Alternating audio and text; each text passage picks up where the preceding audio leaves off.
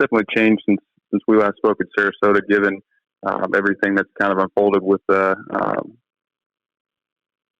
social distancing and all the restrictions and bans placed on going out in public and in large gatherings and all that kind of stuff. So it's definitely a different world than it was 2 weeks ago. But as far as I'm concerned, I think the most important thing right now is for everyone to stay healthy, stay safe.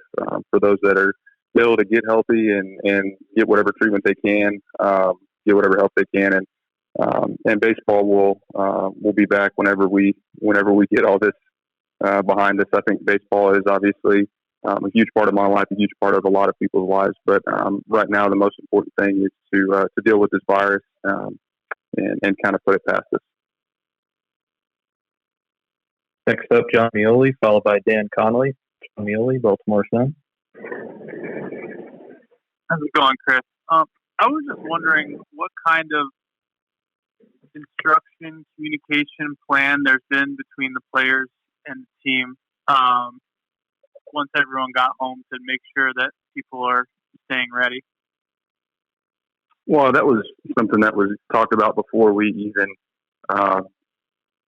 broke camp or whatever you want to call it, went our own ways, went back home. That was something that we talked about really the last day that we were together. That Thursday, I think, it was Thursday afternoon when we were supposed to play in Fort Myers that night, and they ended up calling the game. There was some talk at that point. We didn't know that everything was going to get suspended or canceled, but just as far as our mindset was concerned, we talked about just staying ready for even the next few days, and just always making sure that we're checking in with each other, keeping tabs on one another, and doing everything that we can to help one another stay ready. So I know I've had several conversations with Hyder, Evil, our trainer, other guys, other players, our coaching staff, just kind of keeping in touch and making sure that everybody's all right and that everybody's staying focused on the task at hand. So I feel like we're in a good place as far as the circumstances that we've been presented. I feel like we're in good of a place as we can be. So, I'm looking forward to getting things rolling, but right now we're just kind of in that idle waiting period. Next up, Dan Connolly, followed by Joe Trezza. Dan Connolly, The Athletic. You're up. Hey, Chris, I want to ask you this from like a personal standpoint, too. I mean, you're a father of three girls. What has the situation been with your house? What have you been doing? And how are you going to be able to balance, the baseball aspect of it with just simply being a dad and being with your family right now? Can you kind of like run us through that?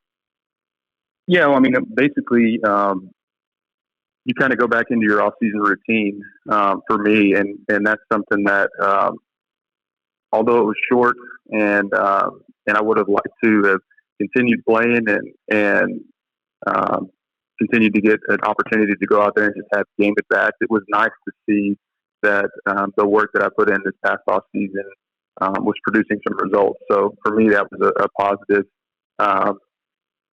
confirmation to know that I can come back home and continue what I was doing and not have to worry about making any adjustments. So, and as far as just being a dad and having all the girls home and not being able to go to school or anything like that, it's been actually really fun. It's forced us to kind of be creative and use our imagination as far as just spending time together and doing things to keep the girls entertained. But Jill's done a great job of setting up Ella's online class and kind of working through her schoolwork with her. And, it's you got to make do. Right now we have a lot of time with each other, and that's a good thing, I think.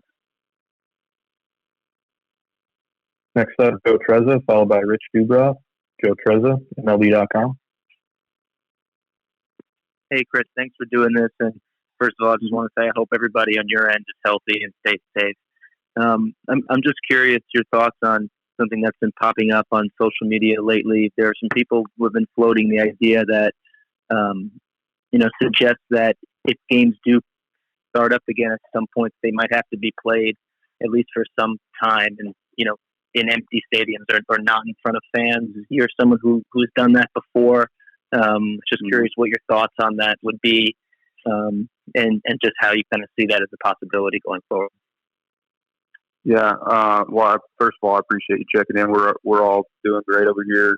We were fortunate enough to dodge the virus and really haven't had any close friends or family that we've heard have gotten the virus or anything like that. So we're very grateful and thankful for that.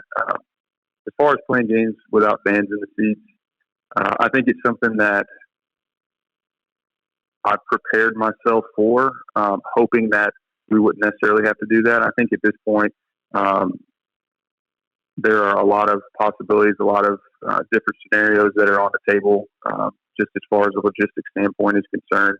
Obviously, I'd love to play as many games as possible, but I also want people to be safe.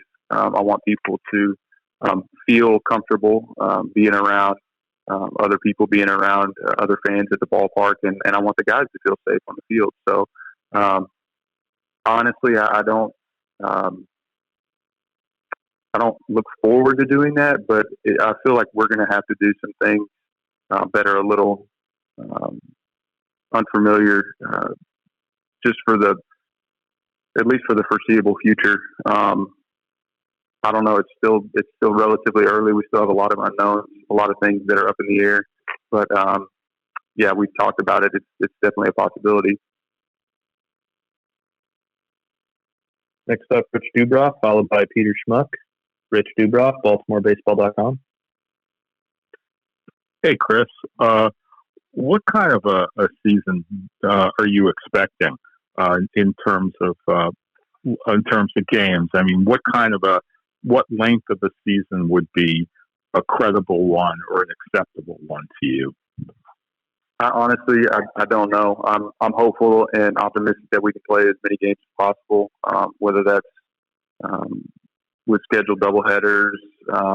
I don't know what it's going to look like, but I mean, I think any season at this point, it's like I said earlier, it's a little too early to tell because there's so many things that have to happen before we can even consider or start to discuss what a schedule looks like. But I'm just trying to be patient. I'm trying to stay positive and stay in a good mindset and prepare myself to play as many games as possible. I don't think there's a number that I could put on it that would really make me feel like this is any number of games for me. Honestly, is worth it. Next up, Peter Schmuck, followed by Steve Molesky. Peter Schmuck, Baltimore Sun.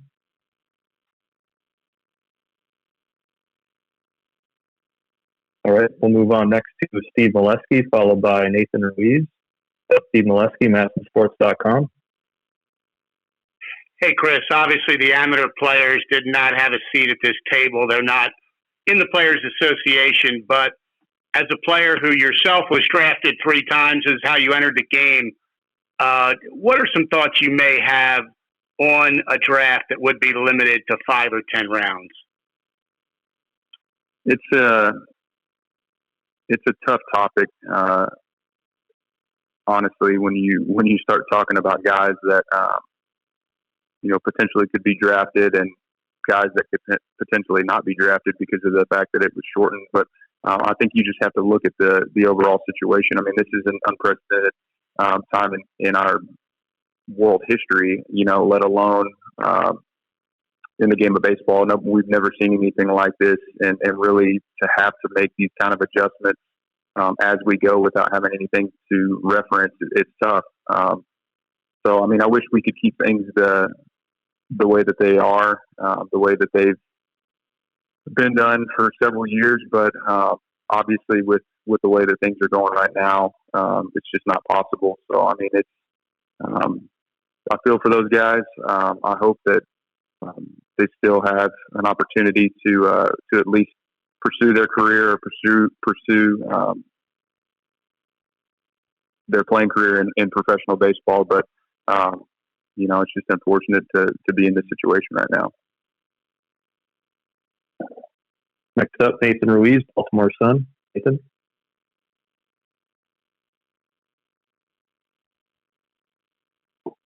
All right.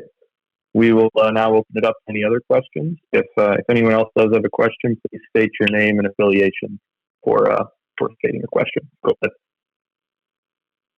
Chris, Dave Ginsburg with the Associated Press. You were batting .467, 9 walks, 3 homers, tremendous spring training. Are you fearful that you've lost some of the momentum, or obviously stoppage came at a bad time, or are you confident that you can pick up where you left off? No, I am confident that I can pick up where I left off. I think that's one of the if you're optimistic, which I've been trying to be. I feel like that's something that I can look at as a positive.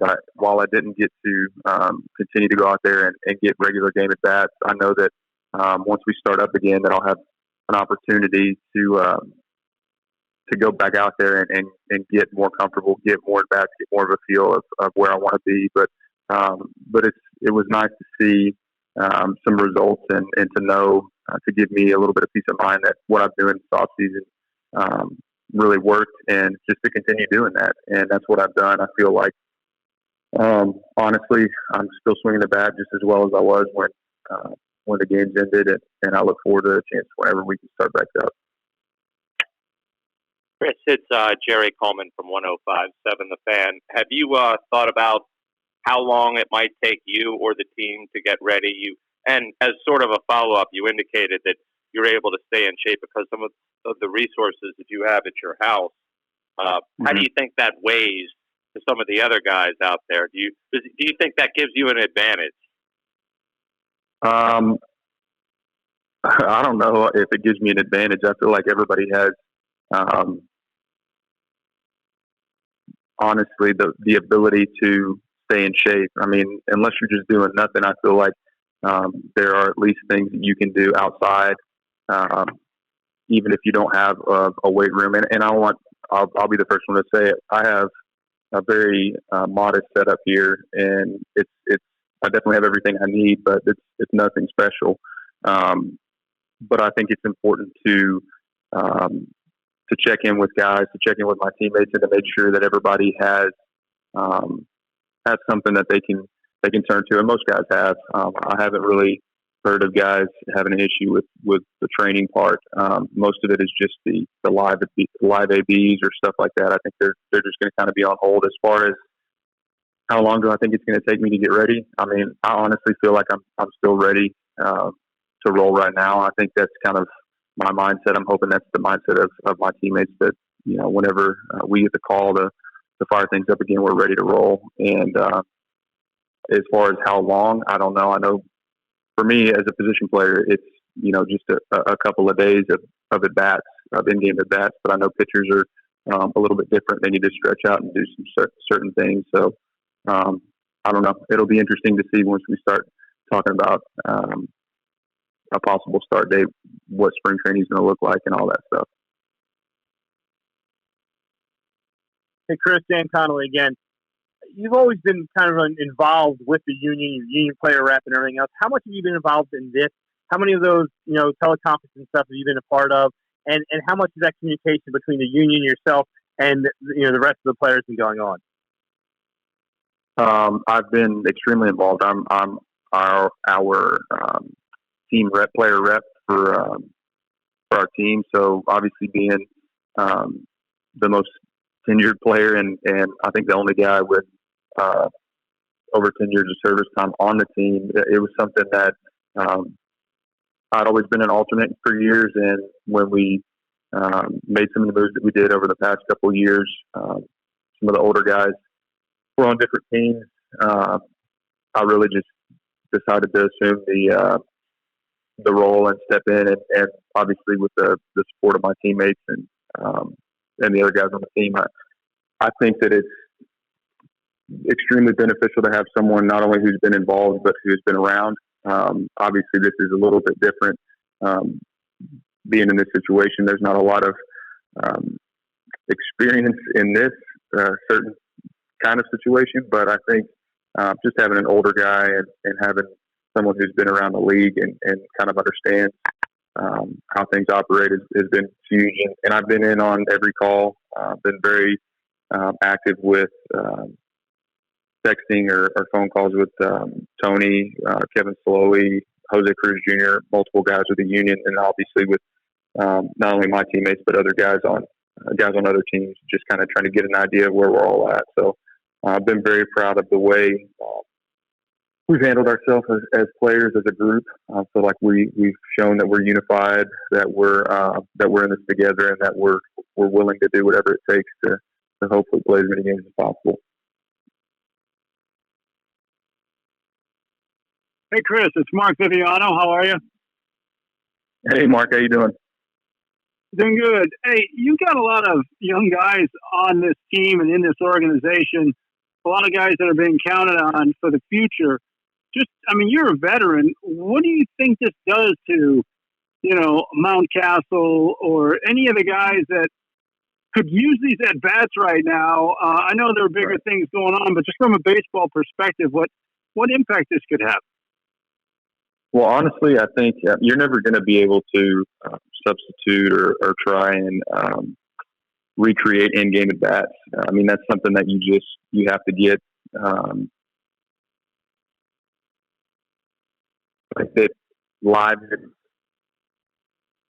Let's say, but we still have time, and honestly, we still have time. This is very abnormal, very unusual. It's something that we've never been through before, but I feel like, especially in our situation with the guys that we had in camp and the guys that I've been talking to, even since the last day of camp, I feel like it's kind of brought us together. It's forced us to lean on one another and really rely on one another to keep each other motivated, to keep each other focused and positive. And I've been extremely impressed with just the response that I've gotten overall from the guys. I expect it from some of the guys that are a little bit older, the Alex Cobbs, the guys that have been around. But when you start talking about some of these younger guys and how impressive they've been to me, just communicating, wanting to know what's going on, wanting to be involved and up to speed on everything that's going on, I've just been extremely pleased with our guys.